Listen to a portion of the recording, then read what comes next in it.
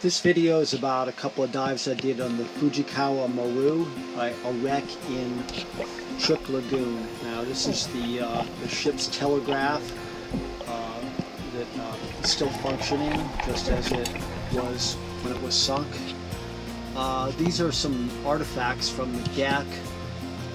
Here's the box that these artifacts were inside of, and here's some of the Japanese inscriptions. Now this boat was sunk during a operation called Operation Hailstorm during World War II, and you can see the superstructure of the boat here. Now this is actually some human bones in the infirmary. Here's another picture of these. These are apothecary bottles.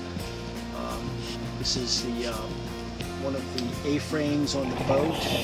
Now here we are entering the wreck, and this is all filmed with GoPro, so colors are not quite as spectacular as they were live, but you can get the idea of the layout of the boat. Now we're entering here. We have flashlights. These are some shells, some artillery shells. You can see this is a large space here. A lot of light coming in laterally. So even though we have flashlights, it was still quite light inside. Now, coincidentally, I had been to this wreck 40 years ago when I came on sort of a diving work trip, and I actually freedove on this wreck and swam through it.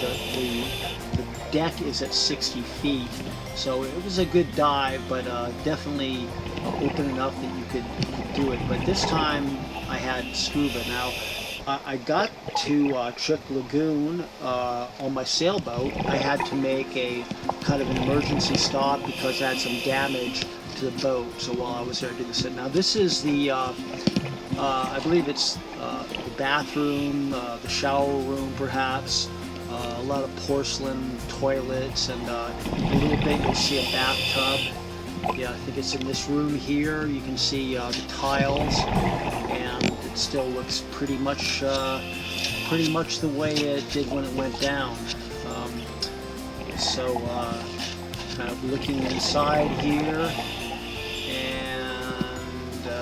yeah, up at the ceiling there are some soldier fish swimming around. There's quite a bit of marine life on these wrecks because they've been down quite a while now, since the 1940s.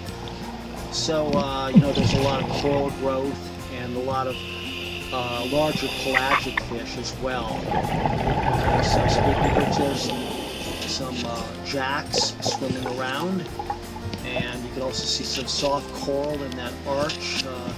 Very nice and hard corals as well. So now we're looking down at the deck, and you can see the deck is still pretty well intact. We did swim through. I think that last frame was just when we swam through. And it was a pretty interesting wreck. This is actually the most famous wreck in Chuuk Lagoon. It's the one that most people go to when they just show up. As I said, I was not planning to go there for diving. I just ended up there, and I thought it would be an interesting thing to do, to take a break for a day and just do a couple of dives. So that's what I did. And here you see some of the coral encrusted. I think this is a cable going across here, but you can see the hard corals that are growing on it right now. Pretty healthy looking corals. So this is inside of the lagoon, which means that it's quite sheltered. You don't get much wave action, so it's a good environment for coral growth. Some smaller look like damselfish. This is the deck once again. You can see that, and there's some large jacks swimming by.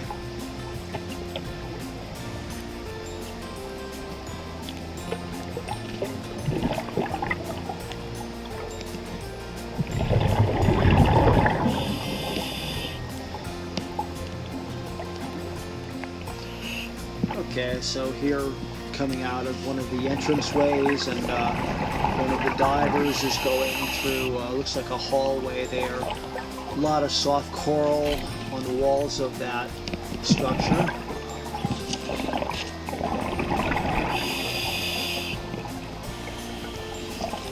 And just looking around, panning around.